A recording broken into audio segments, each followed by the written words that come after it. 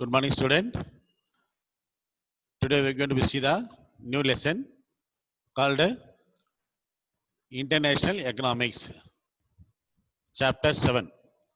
Before entering into the lesson, we must see the learning objective of the lessons. Okay.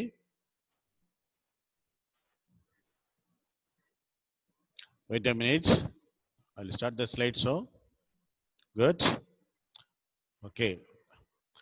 First learning objective is to explain the importance of international trade and the different theories of international trade. அது பன்னாட்டு வாணிபம் பற்றின ஒரு அறிவையும் மேற்கொண்டு பல்வேறுபட்ட international trade சம்பந்தமான theories நம்ம படிக்கணும் அப்படின்னு சொல்லி அப்படி ஒரு விஷயம். நெக்ஸ்ட் பார்த்தீங்கன்னு சொன்னா to provide and understanding about the exchange rate determination variation in exchange rate and balance of payments.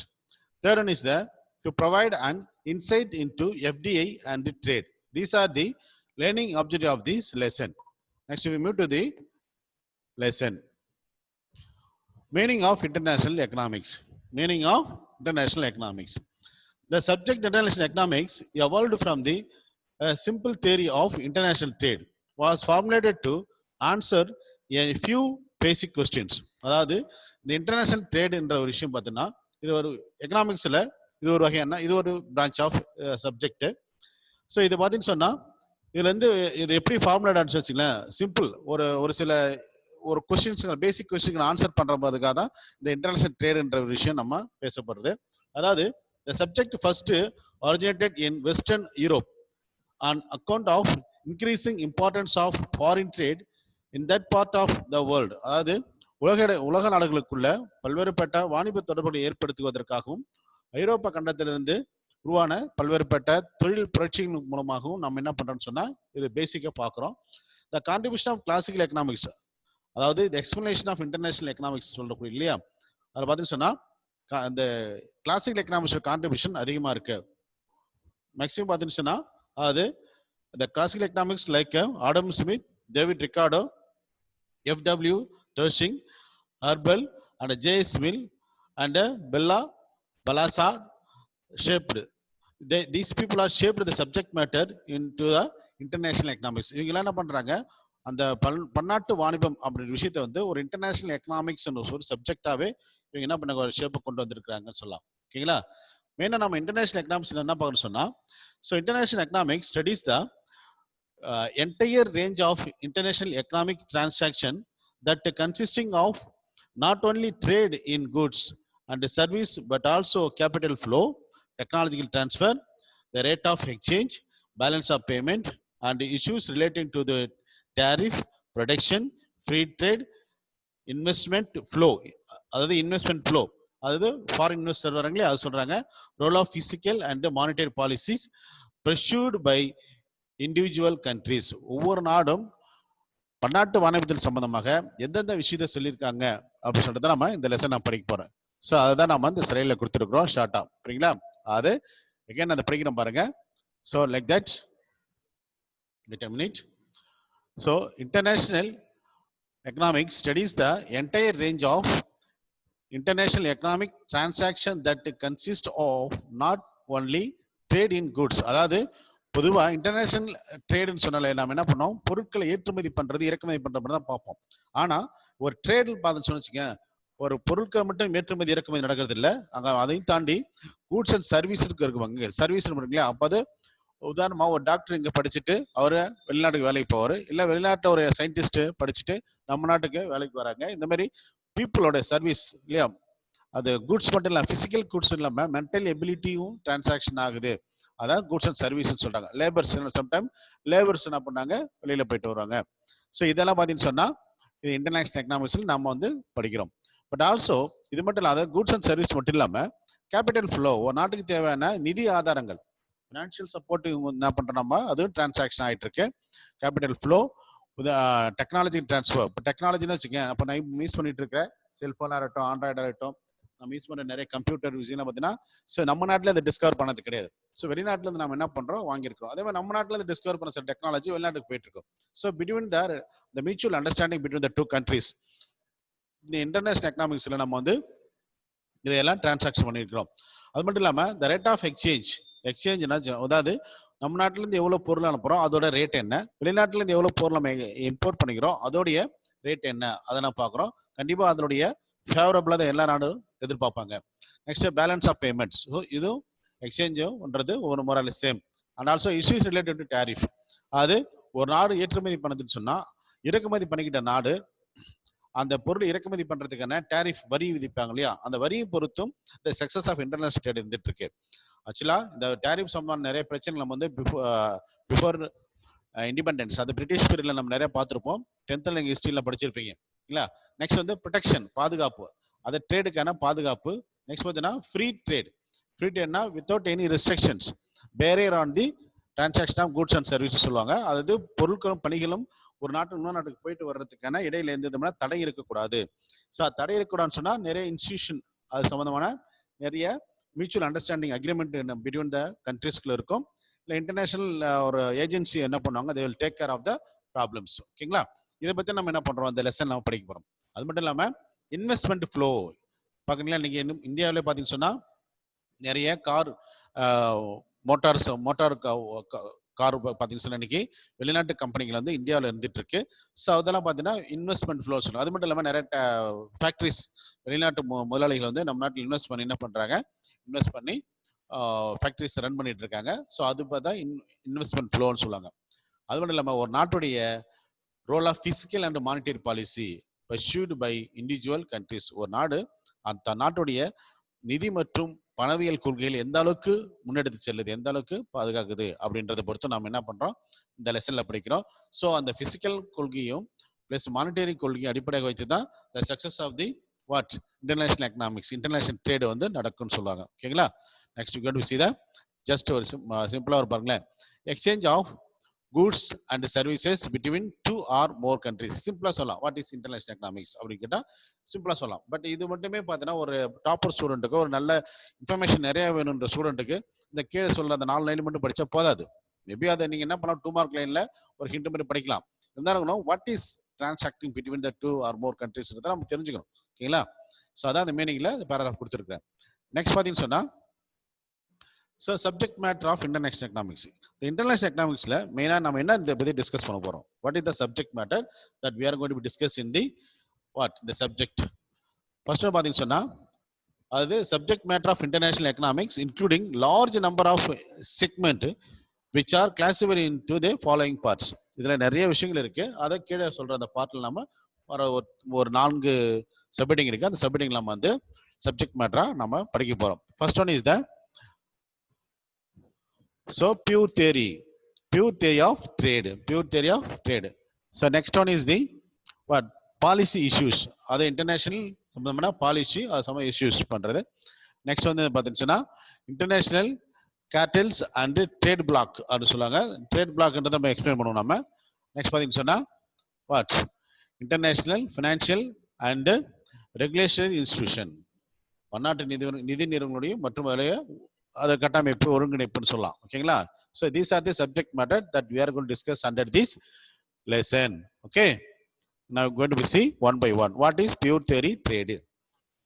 So this component explain the causes for foreign trade. அது ஃபாரின் ட்ரேடுக்கான காசஸ் என்ன அது சம்பந்தமா நம்ம இதை படிக்கிறோம். ஃபர்ஸ்ட் காசு என்ன, causes for foreign trade. So compositions, அது direction and volume of trade, determination of the terms of trade and exchange rate, and issues related to balance of trade and balance of payments. So these are the what we discussed under this heading, that is pure theory. அதாவது this component explain the causes for foreign trade. அதாவது pure theory எதை சொல்லுதுன்னா என்னென்ன compound, அதாவது what are the causes for the foreign trade தான் விசாரிக்கிறோம். கீழே சொல்ற எல்லாமே வந்து ஒரு காம்பவுண்டா நமக்கு பார்க்கணும் நம்ம. ஓகேங்களா, நெக்ஸ்ட் பார்த்தீங்கன்னு சொன்னா policy issues. So under this part பாத்தீங்கன்னா the policy issues such as free trade. அதாவது free tradeன்றது எப்படி இல்லையா, free trade எப்படின்னா free tradeனா there is no any restriction on exporting and importing of goods and services.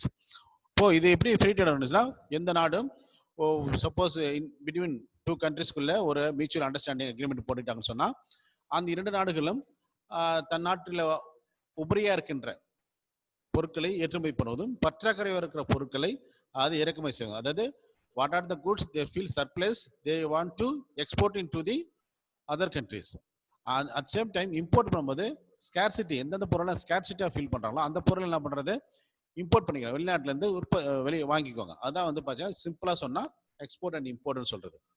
So ஒரு நாட்டில் ஒரு பொருள் surplus இருந்தால் மட்டும்தான் அதை எக்ஸ்போர்ட் பண்ணணும். ஆக்சுவலாக அதான் லாஜிக், சரிங்களா? அதே நேரத்தில் அந்த நாடு தன் நாட்டில் உற்பத்தி செய்ய முடியாத, சப்போஸ் உற்பத்தி பண்ணா அது காஸ்ட் வந்து ரொம்ப அதிகமாகுது, இம்போர்ட் பண்றதை விடனா அதை அவங்க சிம்பிளா இம்போர்ட் பண்ணிக்குவாங்க, சரிங்களா? இந்த லாஜிக்ல தான் வந்து நம்ம என்ன அந்த வேர்ல்டுல இன்னைக்கு எக்ஸ்போர்ட் அண்ட் இம்போர்ட் நடந்துட்டு இருக்கு. ஸோ அதனால ஃப்ரீ ட்ரேடுன்றது ரொம்ப முக்கியமான விஷயம். வெர்சஸ் ப்ரொடெக்ஷன் அப்படி சொல்றாங்க. ஃப்ரீ ட்ரேட் வெர்சஸ் ப்ரொடெக்ஷன் சொன்னா அது பாதுகாப்பு. ஒரு பொருட்களோ பணிகளோ வெளிநாட்டுல இருந்து உள்நாட்டுக்கு டிரான்ஸ்ஃபர் ஆகும்போது அது எந்த விதமான அது பணம் பரிவர்த்தனையோ இல்ல அதுக்கான பொருளுக்கான பாதுகாப்போ எதுவும் இல்லாம இருக்கக்கூடாது. ஸோ அதெல்லாம் இல்லாம ஃப்ரீயா மூவ்மெண்ட் இருக்கணும். அதுதான் ஃப்ரீ ட்ரேட் சொல்றது, ஓகேங்களா? நெக்ஸ்ட் வந்து மெத்தட்ஸ் ஆஃப் ரெகுலேட்டிங் ட்ரேட்ஸ். ஒரு ட்ரேடு வந்து பாத்தீங்கன்னா ஒரு நாட்டுல ரொம்ப முக்கியமான விஷயம் டிஸ்கஸ் பண்றாங்க அதுல. அதாவது எக்ஸ்போர்ட் பண்ணணும் அப்படின்றதுக்காக உள்நாட்டுல தேவைக்கு போக தான் அதை எக்ஸ்போர்ட் பண்ணணும்.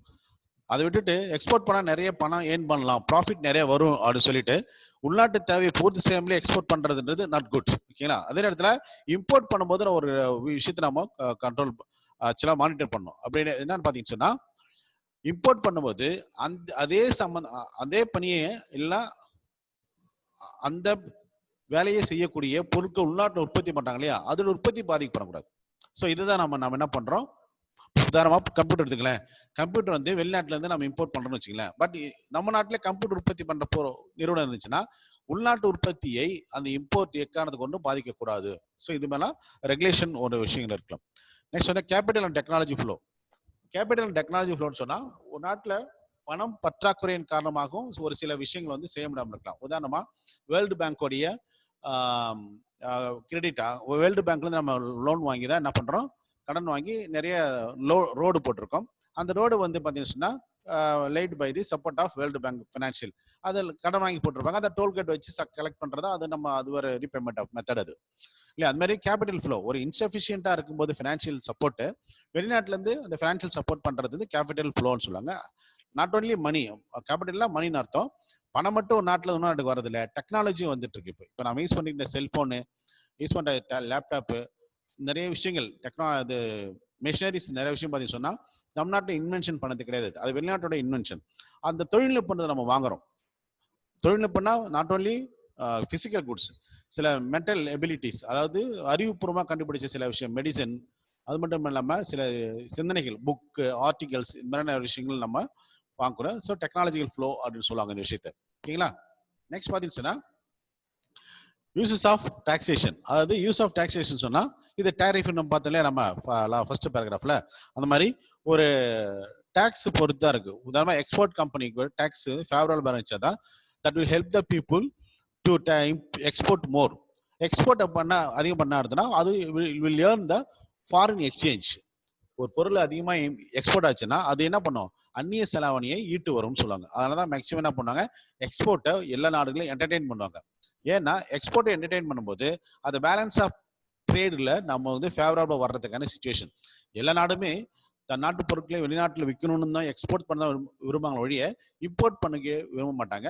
பட் எல்லா நாடும் நினைச்சா அதுமாதிரி நடக்காது. அதனாலதான் இந்த பாலிசி இஷ்யூஸ்.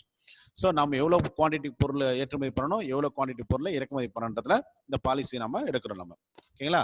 ஸோ அதை கண்ட்ரோல் பண்ற ஒரு டூலாக தான் டாக்ஸ் பார்க்குறோம் நம்ம. Next subsidies and dumping. சப்சிடிஸ்னு வச்சுங்களேன், இப்போ வந்து ஒரு பொருளை உற்பத்தி பண்ணி வெளிநாட்டுக்கு ஏற்றுமதி பண்றதுக்கு போதுமான வசதி அந்த உற்பத்தியாளருக்கு இல்லைன்னு சொன்னா அது குறைந்த காஸ்ட்ல அவருக்கு மூலதனங்களோ தொழில்நுட்பத்தையோ இல்ல வெளிநாட்டில இருந்து ஆலோசனையோ கைடன்ஸோ வாங்கி தர்றதுக்கான அரசாங்கம் சொல்லும் இல்லையா, மானிய விலைன்னு சொல்லுவாங்க. அதில் டம்பிங்ன்ற ஒரு விஷயம் பார்த்தீங்கன்னு சொன்னா இது வந்து ஒரே இடத்துல வந்து சேமிச்சு வைக்கிறது. அந்த சேமிச்சு வைக்கிற விஷயமும் அதுவும் ஆபத்தானது, புரியுங்களா? வெளிநாட்டு பொருளை பூரா நம்ம நாட்டில் ஒன்றா ஜம்ப் பண்ணிட்டோம்னா என்ன நடக்கும், உள்நாட்டு உற்பத்தியை பாதிக்கப்படும். நம்ம நாட்டு பொருளாதார சூழ்நிலை கண்டிப்பா வேலை வாய்ப்பு இழப்பாங்க மக்கள், பொருளாதாரம் மிகவும் நலிவடைந்த நிலைக்கு செல்லிடும். டம்பிங்கும் ரொம்ப தவறான ஒரு விஷயம், ஓகேங்களா? ஸோ அது சம்பந்தமான பாலிசி நம்ம எடுக்க வேண்டிய சிச்சுவேஷன்ல இருக்கிறோம். நெக்ஸ்ட் பார்த்தீங்கன்னா exchange control and convertibility. Exchange பண்ற விஷயத்துல வந்து அது கண்ட்ரோல் இருக்கணும் இல்லை, அதை கன்வெர்ட் பண்றதுலையும் சில விஷயங்களை நம்ம பாலிசி ரிலேட்டடாக நம்ம பார்க்குறோம். நம்ம நெக்ஸ்ட் பார்த்தீங்கன்னா சொன்னா ஃபாரின் எய்டு. அப்கோர்ஸ் இன்னைக்கு எல்லா விஷயத்தையும் நம்ம பார்த்தீங்கன்னா ஃபாரின் எய்டுன்றது நம்ம முக்கியமாக பார்க்குறோம். ஸோ டெவலப்மெண்ட் ஆக்டிவிட்டிஸ் உதாரணமாக பார்த்தீங்கன்னா தமிழ்நாட்டில் கோம் நதியை கூட கிளீன் பண்ணுறதுக்கான ஃபாரின் எய்டை எக்ஸ்போர்ட் பண்ணாங்க. ஏன்னா தட் நீட் மோர் மணி. ஏன்னா அந்த பெரிய ப்ராஜெக்ட் அது, அந்த ப்ராஜெக்ட்டுக்கு நம்ம நாட்டில் பணம் இல்லைன்னு பண்ணால் அது என்ன பண்ணாங்க, வெளிநாட்டு மூலதனங்கள். உதாரணமாக பாண்டிச்சேரியில் கூட ஒரு 84 டேங்க்ஸ் டீசல் பண்ணுறதுக்கு யூரோப்பியன் கமிஷன்லேருந்து ஃபாரின் எய்டு வாங்கினாங்க. அதே மாதிரி நிறைய விஷயங்கள் ஒரு சில கவர்மெண்ட்டு ஸோ ஏன்னா ஒரு ப்ராஜெக்ட் பண்ணுறதுக்கு சஃபிஷியண்டாக அங்கே பணம் இல்லைன்னு சொன்னால் அது வெளிநாட்டிலேருந்து எய்டுன்றது திரும்ப செலுத்தாத ஒரு கடன். அதுக்கு சும்மா பணம் வந்து அவங்க எய்டாக கொடுக்குது, ஒரு உதவி மாதிரி. அது திரும்ப செலுத்த அவசியம் கிடையாது. ஸோ இதெல்லாம் பார்த்தீங்கன்னு சொன்னால் ஒரு இன்டர்நேஷனல் ரிலேஷன் இருக்கும்போது அந்த ஃபாரின் எய்டெல்லாம் சக்ஸஸ்ஃபுல்லாக டிரான்சாக்ஷன் ஆகும். Next external borrowing and foreign direct investment. வெளிநாட்டிலேருந்து பணம் வாங்குறது, அது மட்டும் இல்லாமல் வெளிநாட்டில் இருக்கிற உற்பத்தியாளர் ஒருத்தர் வந்து டைரக்டா இந்தியாவில் வந்து தன் நிறுவனத்தை ஏற்படுத்துவது, எம்என்சின்னு சொல்லுவாங்க, மல்டிநேஷனல் கார்பரேஷன் சொல்ற மாதிரி. வெளிநாட்டிலேருந்து ஒருத்தர் என்ன பண்ணாரு, அவருடைய பணத்தை வந்து நம்ம நாட்டில் இன்வெஸ்ட் பண்றது, அதுவும் பாலிசி ரிலேட்டட் கொண்டு தான். ஓகேங்களா? நெக்ஸ்ட் பார்த்தீங்கன்னா சொன்னா measures of correcting disequilibrium in the balance of payment. Okay, these are the covered under the policy issue சொல்றாங்க. அதாவது மேல சொன்ன பாயிண்ட் ஃபுல்லாவே என்ன ஆகுதுங்க, இந்த பாலிசி இஷ்யூல வருதுங்க. அதாவது என்ன கடைசியில் பாருங்க, measures of correcting disequilibrium in the balance of payment. of course வெளிநாட்டுக்கு உள்நாட்டுக்கு நம்ம ஏற்றுமதி பண்றது இறக்குமதி பண்றதுல எந்த அளவுக்கு ஃபேவரபிளா இருக்கு, ஃபேவரபிளா இருக்கா இல்ல அன்ஃபேவரபிளா இருக்கா, பேலன்ஸா வர்றதுக்கு என்னென்ன மெத்தட் நம்ம ஃபாலோ பண்ணணும், என்னென்ன பாலிசி நம்ம போடணும், ஸோ அதை பத்தி டிஸ்கஸ் பண்றது தான் இந்த பாலிசி இஷ்யூஸ். ஓகேங்களா? Okay, next we going to see the next topic, that is international cartel and trade block ன்னு சொல்லுவாங்க. International cartel and trade bloc. அது ட்ரேட் பிளாக்னு சொல்லி ஒரு இன்ஸ்டிடியூஷன் ஏஜென்சி மாதிரி வச்சுங்க. அது this will help the transaction of the goods between the nations. ஓகேங்களா? This part deal with the economic integration in the form of international cartel, the customs union, monetary union and trade block ன்னு சொல்லுவாங்க. இல்ல இது வந்து பாத்தீங்கன்னா ஒரு agency, ஒரு உதாரணமா ஒரு நிறுவனம் அப்படி சொல்லலாம், அரசாங்கத்துடைய மத்திய அரசாங்க நிறுவனமோ இல்ல ஒரு ஒரு பப்ளிக் செக்டார்னு சொல்லலாம் வச்சுங்களேன். They will doing smooth functioning of the international trade between the two countries. சரி, இது பார்த்தீங்கன்னா எக்கனாமிக் இன்டகிரேஷன். எக்கனாமிக் இன்டகிரேஷன் இரண்டு நாட்டு பொருளாதார தொடர்பு ஏற்படுத்துவது, இந்த form of the international cartels, அது ஒரு அமைப்புன்னு சொல்லுவாங்க. நெக்ஸ்ட் பார்த்தீங்கன்னு சொன்னா ஸோ கஸ்டம்ஸ் யூனியன், அது சுங்க சொல்லி கஸ்டம்ஸ் வந்து ஒரு யூனியன் இருக்கும், அது யூனியன்ல ரிலேஷன்ஷிப் வச்சிருப்பாங்க. நெக்ஸ்ட் மானிட்டரி யூனியன், இது ஒரு வகையான டூல், அது இன்டர்நேஷனல் அந்த ட்ரேடை வந்து சுமத்த கொண்டு போறதுக்கு. அதனால நெக்ஸ்ட் ட்ரேட் பிளாக், ஒரு அமைப்பு, இது ட்ரேட் பிளாக்ன்றது ஒரு அமைப்பு. ஸோ இவங்க மிக முக்கியமான ரோல் பண்ணிட்டு இருக்காங்க, சக்சஸ்ஃபுல்லாக நடக்குது இன்டர்நேஷனல் ட்ரேடு. ஓகேங்களா? ட்ரேட் பிளாக்னா ஒன்றும் கிடையாதுங்க, ரொம்ப கன்வின்ஸ் பண்ணிக்கல. ஒரு 2 நாடுக்குள்ள ஒரு ரிலேஷன்ஷிப் இருக்கலாம், இல்லை 3 நாடுக்குள்ள ரிலேஷன்ஷிப் இருக்கலாம், ஒரு 5 நாடுக்குள்ள ஒரு ஒரு பிளாக்ன்றது ஒரு பகுதி இல்லையா? ஸோ இந்தியா வந்து மேக்சிமம் ஒரு ஒரு 5 நாடு கூட வாணிபு தொடர்பு வச்சிருக்குன்னா அது ஒரு ட்ரேட் பிளாக்னு அர்த்தம். ஸோ இதான் நெக்ஸ்ட் எக்கனாமிக் யூனியன்றது மொரலெஸ் மேலே சொல்லியிருக்கிற அந்த எக்கனாமிக் இன்டகிரேஷனுக்கு எக்கனாமிக் யூனியனுக்கும் சேமான மீனிங் தான் வரும். Next operation of multinational corporation, MNC company சொல்றேன் இல்லையா? ஸோ இது வந்து பார்த்தீங்கன்னா சொன்னா இது these are helping to smooth functioning of the international trade and commerce. ஓகேங்களா? Next we going to see the international financial and trade regulation institution. உதாரணமா ஒரு நாடு இன்னொரு வியாபாரம் பண்ணும்போது அந்த மணி வந்து பார்த்தீங்கன்னு சொன்னா டிரான்சாக்ஷன் வரும். அந்த மணி டிரான்சாக்ஷன் பண்ணும்போது அந்த ஃபாரின் எக்ஸ்சேஞ்ச் ரிசர்வ் எங்கே இருக்குதோ அதனால தான் முடிவு வச்சுங்களேன். ஸோ இது வந்து இப்போ நான் வந்து இப்போ ஒரு பிஸ்னஸ் மேன், நான் வெளிநாட்டில் பணம் முதலீடு பர்ச்சேஸ் பண்ணணும். என் நாட்டு பணத்தை நான் என்ன பண்ணுவேன், டைரெக்டாக அந்த நாட்டுகிட்ட கொடுத்து வாங்க முடியாது, கன்சர்ன் பர்சன்கிட்ட. பட் நான் என்ன பண்ணேன், த்ரூ ஏஜென்சி மூலிமா அதை நான் இதை என்ன பண்ணலாம், I can able to simply use the what அந்த டிரான்சாக்ஷன் பர்பஸ் நீ சிம்பிளாக முடிச்சுக்க முடியும் வச்சுங்களேன். அதான் வந்து அந்த மாதிரி பண்றதா இன்டர்நேஷனல் ஃபினான்ஷியல் இன்ஸ்டிடியூஷன். ஓகேங்களா? இப்போ பாருங்க, IMF இன்டர்நேஷனல் மானிட்டரி ஃபண்ட், இது ஒரு மிக முக்கியமான ஒரு institution, protecting and functioning of the international trade. ஓகேங்களா? இன்டர்நேஷனல் ட்ரேட்ல பன்னாட்டு வாணிபத்தில் எந்த விதமான பிரச்சனை வராமலும் அது சுமத்தான் நடக்கிறதுக்கு இவங்க பண்ணிட்டு இருக்காங்க. போதுமான நிதி உதவியும் செக்யூரிட்டி பர்பஸ் எல்லாம் இவங்க கொடுத்துட்டு இருப்பாங்க international trade. IBRD industrial bank for reconstruction, அது ஒரு ஒரு நாட்டில் இருக்கின்ற இண்டஸ்ட்ரீஸ் வந்து மறுசுழற்சி பண்றது. இது வந்து பாத்தீங்கன்னா ஐடிபிஆர்ன்றது பார்த்தீங்கன்னா நலிவடைந்த ஒரு தொழிற்சாலையோ இல்ல இருக்கின்ற தொழிற்சாலையை மேற்கொண்டு டெவலப் பண்றதுக்காகவும் நம்ம இந்த இன்ஸ்டிடியூஷன் நம்ம பயன்படுத்தி பிளான் சப்போர்ட் பண்ணிட்டு இருக்காங்க. சாரி டெவலப் பண்ண சொல்றதா ஓகேங்களா. அந்த வேர்ல்டு ட்ரேட் ஆர்கனைசேஷன் எல்லாரும் தெரிஞ்ச விஷயம் தான். உலக என்னது வாணிப அமைப்பு இல்ல, எல்லா நாட்டுடைய இதுதான் any issues between the Nations. Anybody, so any one nations violating the rules and regulations. So especially world trade will enter into the issues. They are try to solve the problems. இது மட்டும் இல்லாம world trade organisation வந்து WTO குழந்தை தொழிலாளர்களை வந்து இல்லாம செய்யறது, அந்த வந்து minimum wages for the labourer, இது விஷயத்தெல்லாம் வந்து கவனம் செலுத்தி பண்ணிட்டு இருக்காங்க. ஓகேங்களா. இதான் இன்டர்நேஷனல் இஷ்யூஸ் அது which influence the international economics and transaction and relations. ஓகேங்களா. இதான் these are the important institution of the what international financial trade and regulations. Okay, so next we going to see the meaning of trade. Meaning of a trade பார்க்க போறோம். So பார்த்தீங்கன்னா trade ஒன்று கிடையாது, exchange of goods and service, அவ்வளோதான் இல்லையா. இங்கே பார்த்தீங்கன்னா இங்கே என்ன சொல்றாங்க, exchange of goods various merchandise among people the world countries. உலக நாடுகளில் இருக்கிற மக்கள் தன்னிடம் இருக்கின்ற பொருட்களையும் பணிகளையும் பகிர்ந்து கொள்வதை தான் நம்ம என்ன பண்றோம், அந்த ட்ரேடு உலக வாணிபம், நான் தேசிய வாணிபம் இல்லை தேசங்களுக்கு இடையே வாணிபம்னு சொல்லிட்டு நம்ம என்ன நேஷனல் அதாவது internal economic trade and international trade அப்படின்னு சொல்லிட்டு நம்ம பேசுறோம் நம்ம. ஓகேங்களா. Okay, so types of trade. இந்த பார்த்தீங்கன்னா இந்த ட்ரேட்லேயே நம்ம என்ன பண்ணோம், ரெண்டு விதமாக பிரிக்கிறோம். ஒன்று internal trade, next one is the okay internal trade first பார்த்துறோம். Exchange of goods and services within the political and geographical boundaries of a nation. ஒரே நாட்டுக்கு உள்ளவே, உதாரணமாக இந்தியாவிலேருந்து கன்னியாகுமரியிலேருந்து காஷ்மீர் வரைக்கும் உள்ள பகுதி ஒரு நாடுன்னு சொல்கிறோம். இந்த பக்கம் வடக்கு தெற்க பார்த்தாச்சு. இப்போ நார்த் ஈஸ்டா வெஸ்ட் ஈஸ்டா பார்ப்போமா, அது குஜராத்ல இருந்து ஆசாம் வரைக்கும் இல்லைங்களா. இந்த மாதிரி இந்த பகுதிக்குள்ள இந்த 4 எல்லைக்குள்ள நம்ம என்ன பண்ண பொருட்களையும் பணிகளையும் மாற்றிக்கொள்வது தான் என்னது இன்டர்னல் எக்கனாமிக்ஸ். இதை இன்னொன்னு சொல்லலாம், it is a trade within a country அப்படின்னு சொல்லலாம். It is also known S domestic trade R home trade R intra regional trade, அப்படி எதுனாலும் சொல்லலாம். ஸோ ஏன் நம்ம டீட்டெயிலாக சொல்றேன்னு சொன்னா உங்களுக்கு 1 மார்க்ல கேட்கறதுக்கு வாய்ப்பு இருக்குது. International trade is also known S, நீங்க டொமஸ்டிக் ட்ரேட் சொல்லலாம், ஹோம் ட்ரேட் சொல்லலாம், இல்லை இன்ட்ரா ரீஜனல் ட்ரேட் எப்படின்னு சொல்லலாம். ஒரு நாட்டுக்குள்ளவே ஒரு நாட்டுடைய பொலிட்டிக்கல் ஜியோகிராபிக் பவுண்டரிக்குள்ளவே ஒரு பொருட்களையும் பணிகளையும் டிரான்சாக்ஷன் பண்ணுவது, கொடுத்து வாங்கிக் கொள்வதா இன்டர்னல் ட்ரேட் சொல்லுவாங்க. Next we going to see the next type of the trade called international trade. International அது இந்த வார்த்தையில மீனிங் இன்டர்நேஷனல், இடைப்பட்ட நாடுகளுக்கு இடையே அப்படின்னு சொல்லுது. The exchange of goods and services between 2 or more countries called international trade. In other words, it is the trade among different countries or trade across political boundaries or overseas அப்படி சொல்லலாம். அவங்க புக்கில் அது இல்லை, இருந்தாலும் பரவாயில்ல பார்த்துங்க. So across the political boundaries, அதாவதுன்னா பல்வேறு நாடுகளுக்கு எல்லைகளுக்கு உட்பட்டு இல்லையா, எல்லைகளுக்கு அப்பாற்பட்டு என்ன பண்றோம் நம்மன்னா இந்த வாணிபம் செய்யறோம். It is also called as external trade or foreign trade or inter regional trade. Inter regional ட்ரேட்னா வெல்வேறு ஓகே நாடுகளுக்கு இடையே நடக்கிறதா. ஸோ இந்த டைப் ஆஃப் ட்ரேடை நம்ம பார்க்குறோம். ஓகேங்களா.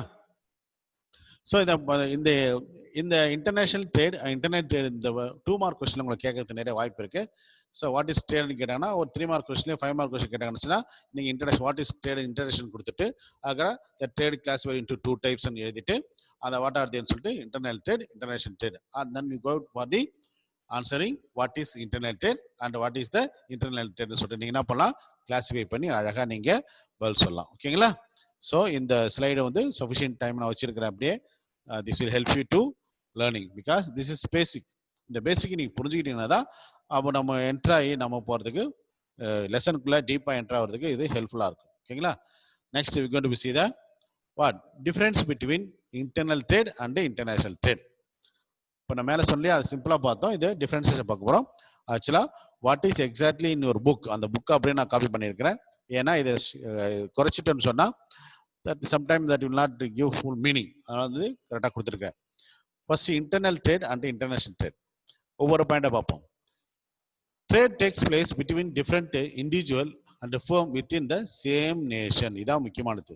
பல்வேறுபட்ட தனிநபருக்கு இடையிலையும் நிறுவனங்களுக்கு இடையிலையும் என்ன பண்ணுதுங்க, வாணிபம் நடப்பது எதுக்குள்ள, ஒரே நாட்டுக்குள்ள, சேம் நேஷன்ன்றதான் முக்கியமான விஷயம். Like that. அந்த லாஸ்ட் வார்த்தை மட்டும் அங்க மாறும் பாருங்க. இப்போ trade take place between different individual and firm in different countries. அவ்வளவுதான். ஒரே வார்த்தை படிச்சுன்னா லாஸ்ட் ஒரு வார்த்தை மட்டும் மாத்தினா போதும். Labour and capital move freely from one region to another. இது இன்டர்னல் ட்ரேட்.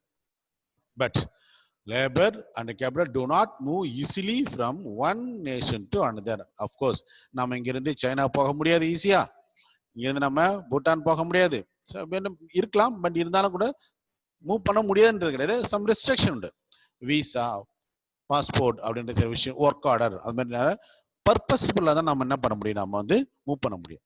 இல்ல அண்டர் த கண்டிஷன்ஸ், நம்ம அப்ளிகேஷன் பண்ணோம்னா they will allow us to enter into the other boundary. சரிங்களா? தேர்ட் பாயிண்ட் பாருங்க. there will be free flow of goods and services since there are no restriction. அதாவது உதாரணமா இது ஒரு ரொம்ப கேர்ஃபுல்லா அந்த வார்த்தை சொல்லியிருக்காங்க. இப்போ ஜம்மு காஷ்மீர்ல இருந்து கன்னியாகுமரி வரலாம். ஜம்மு காஷ்மீர் இப்பதான் என்ன பண்ணியிருக்காங்க, தனி சிறப்புல இருந்து நாட்டோட இணைச்சிருக்காங்க சொல்றாங்க. அப்ப இதுக்கு என்னாச்சு, இதுக்கு முன்னே அப்படி கிடையாது. அதே நேரத்துல நாம என்ன பண்ணோம், ஒரு சில பகுதிக்கு இங்க உற்பத்தி பண்ண பொருட்களை ஒரு சில பகுதி விற்க போறோம்னு சொல்லிட்டு போறோம்னு வச்சுங்களேன். ஆனா அங்க இருக்கிற அந்த லோக்கல் அட்மினிஸ்ட்ரேஷன் நாம சில ப்ரேயர் பர்மிஷன் வாங்கணும். ஏன்னா நம்மளோட ப்ரொடெக்ஷனுக்கு கூட இருக்கும், அது வந்து நம்மளோட பாதுகாப்புக்கு கூட இருக்கலாம். புரியுங்களா? ஓவர் ரூல் கிடையாது அது மாதிரி. பட் இருந்தாலும் கூட இப்போ சண்டே மார்க்கெட், பாண்டிச்சேரி இருக்குங்க சண்டே மார்க்கெட். சண்டே மார்க்கெட்ல லோக்கல் பீப்புள் மட்டும் பிசினஸ் பண்ணல. பாண்டிச்சேரியில இருந்து வராங்க, நெய்பரிங் ஸ்டேட்ஸ் இல்லையா, டிஸ்ட்ரிக்ட்ஸ்ல இருந்து வந்துருக்காங்க, வியாபாரம் பண்றாங்க. பட் இருந்தாலும் கூட தே ஹேட் பர்மிஷன்ஸ். அந்த லோக்கல் முனிசிபாலிட்டியோ அந்த ruling persons of the Sunday market அவங்ககிட்ட ஒரு ப்ரேயர் பர்மிஷன் போட்டாங்கன்னா தே வில் சேஃப். ஸோ அது மாதிரி if there is no restriction, இப்போ ரெஸ்ட்ரிக்ஷன் இருந்தால் we need to take some permission. if there is no restriction, நம்ம என்ன பண்ணலாம், வித்தின் ஸ்டேட்ஸ்குள்ள, அதாவது ஒரு நாட்டுக்குள்ள எல்லா ஸ்டேட்டுக்கும் நம்ம போயிட்டு வரலாம். But this is not in the case of international trade. அந்த மூவ்மெண்ட் ஆஃப் கூட்ஸ் அண்ட் சர்வீஸை ரெகுலேட் பண்றதுக்கும் கண்ட்ரோல் பண்றதுக்கும் நிறைய ரெஸ்ட்ரிக்ஷன் இருக்கு. அந்த ரெஸ்ட்ரிக்ஷன் பேர் தான் என்னது, டேரிஃப் அண்ட் கோட்டா. டேரிஃப்னா வரி சம்பந்தமானது, கோட்டான்றதும் ஒரு வகைனா ஒரு amount. What is the quota you are allocated, you are having to moving or exchanging between the goods and service nations சொல்லிட்டு இது ரெஸ்ட்ரிக்ஷன் இருக்கு. ஃபோர்த் பாயிண்ட் பாருங்களேன், there is one common currency. of course இந்தியானா again top to bottom ஒரே currency தான் இல்ல. But in the case of international economics, international trade is different. We supposed to what, face the different countries currencies. Next, the physical and the geographical conditions of a country are more or less similar. of course என்னன்னா இப்போ less similar தான் சொல்றாங்க, similar சொல்ல முடியாது. அப்போ இந்தியாவே பார்த்தீங்கன்னு சொன்னா அது ஜியோகிராபிக்கல் கண்டிஷன், இந்தியாவோட பிசிக்கல் கண்டிஷன் பார்த்தீங்கன்னா, பிசிக்கல்னா புவி அமைப்பு பார்த்தீங்கன்னு சொன்னா கண்டிப்பா வந்து பிளேனு, பீக்ஸு அப்படின்னு சொல்லிட்டு நிறைய கேவ்ஸ், அதாவது வளைகுடா பெனின்சுலா, அது மாதிரி நிறைய பாகுபாடு இருக்கு. ஸோ அதுல லெஸ் சிமிலர் இருந்தாலும் ஒரு நாடுன்ற ஒரு ஒற்றுமை இருக்கும். பட் திஸ் இஸ் நாட் இந்த கேஸ் ஆஃப் இன்டர்நேஷனல் ட்ரேட். ஒவ்வொரு நாடும் ஜியோகிராபிக்கலி டிஃப்ரெண்டா இருக்கலாம், கிளைமேட்டிக் கண்டிஷன் வேற மாதிரி இருக்கலாம், பிசிக்கல் கண்டிஷன் வேற மாதிரி இருக்கலாம். ஸோ அது நம்ம ஃபேஸ் பண்ற சூழ்நிலை. So trade and financial regulation are more or less the same. அதாவது உள்நாட்டுக்குள்ள வாணிபத்தில் பார்த்துச்சுன்னா அந்த வாணிபங்களை அந்த ரெகுலேஷன் ஆக்டிவிட்டிஸ் இல்ல செம்மைப்படுத்துவது, அந்த சரிப்படுத்துகிற அந்த ரெகுலேஷன் சரிப்படுத்துகின்ற விஷயம் வந்து சிமிலரா இருக்கலாம். உதாரணமா சுங்கச்சாவடி இருக்கும், ஒவ்வொரு டிஸ்ட்ரிக்ட் ஸ்டேட்டோடைய பவுண்டரி பார்த்தா சுங்கச்சாவடி இருக்கும். தமிழ்நாட்டில இருந்து பாண்டிச்சேரி வந்து சுங்கச்சாவடியில் நாம என்ன பண்ணோம், பர்மிஷன் போட்டோம் கஸ்டம்ஸ் ஆஃபீஸில். ஓகேங்களா? ஸோ இந்த மாதிரி சில ரெஸ்ட்ரிக்ஷன் சிமிலராக இருக்கும். பட் இன்டர்நேஷனல் ட்ரேடில் மிகப்பெரிய ஒரு ரூல்ஸ் அண்ட் ரெகுலேஷன்ஸ் ஃபாலோ பண்ணிருப்பாங்க. லா வந்து டிஃப்ரெண்டாக இருக்கும். நம்ம நாட்டோட சட்டத்திட்டங்கள் அவங்களோட சட்டத்திட்டங்கள் டிஃப்ரெண்டாக இருக்கலாம். இன்னும் சொல்லணும்னா ஒரு சில நாடுகளோட சட்டத்திட்டத்தில் ஒரு குறிப்பிட்ட பொருட்களை கொண்டு போய் சொல்லக்கூடாது. உதாரணமாக போதைப் பொருட்களை கல்ஃப் கண்ட்ரியில் தேர் ரெஸ்ட்ரிக்டிங், எந்த நாட்டிலுமே கிடையாது. இருந்தாலும் கூட அங்கே ரொம்ப சிவியரா பனிஷ்மெண்ட், ரொம்ப தலையை வெட்டிடும் அந்த அளவுக்கு பனிஷ்மெண்ட் இருக்கும். ஸோ அந்த மாதிரி சில ரூல்ஸ் அண்ட் ரெகுலேஷன் நம்ம வந்து மைனியூட்டாக ஃபாலோ பண்ணிட்டு தான் நம்ம என்ன பண்ண முடியும், பிசினஸ் டேக் ஓவர் பண்ண முடியும். லாஸ்ட் பாயிண்ட் பார்த்தீங்கன்னா there is no differences in political affiliation, customs and habits of the people and the government policies. இது பார்த்தீங்கன்னா உள்நாட்டு வாணிபத்தில். பட் இது அப்படி என்டையரே டிஃப்ரெண்டாக இருக்கும். இப்படி வெளிநாட்டு வாணிபம் பார்த்துச்சுன்னா differences are pronounced in political affiliations, habits and customs of the people and government policies. இதெல்லாம் பார்த்துச்சுன்னா மற்ற மற்ற நாட்டு மக்களுடைய பழக்க வழக்கங்கள், அந்த நாட்டோட சட்டத்திட்டங்கள், அவங்களுடைய நம்பிக்கைகள், இது எல்லாமே மாறும்.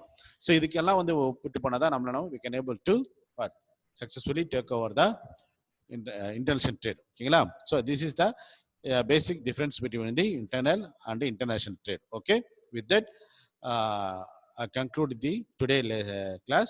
We will continue in the next class.